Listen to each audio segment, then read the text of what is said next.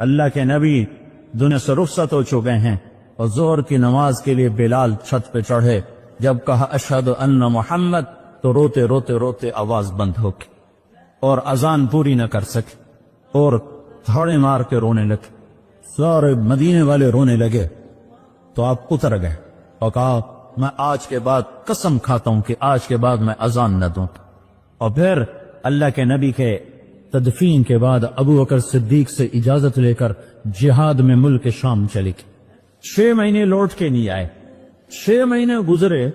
1,00,000 صحابہ نکلے ہوئے تھے جہاد میں. 1,00,000 کسی کو خواب نہیں آیا, صرف بلال کو خواب آیا. بلال اللہ کے حبیب خواب میں, بلال یہ کیا بے وفائی, میرے شہر آنا ہی چھوڑ دیا. 6 مہینے گزرے ہیں, صحابہ 1,00,000 کے قریب جہاد میں شام عراق میں جا چکے ہیں. خواب بلال کو آتا ہے, بلال یہ کیا بے وفائی, میرے شہر آنا ہی چھوڑ دیا.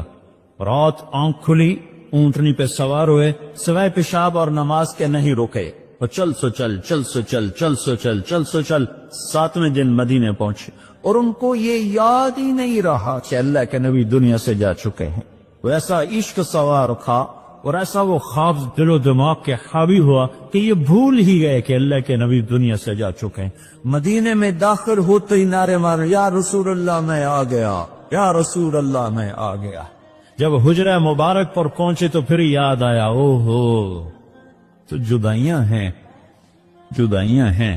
پھر بے قرار ہو کر اندر حجرے میں آئے اور چیخنے گئے, یا رسول اللہ میں تو آ گیا, آپ کہاں ہیں, میں تو آ گیا, آپ کہاں ہیں. اور قبر پر گرے اور قبر سے چمٹ کر روتے روتے روتے روتے خشی کی کیفیت جاری ہو.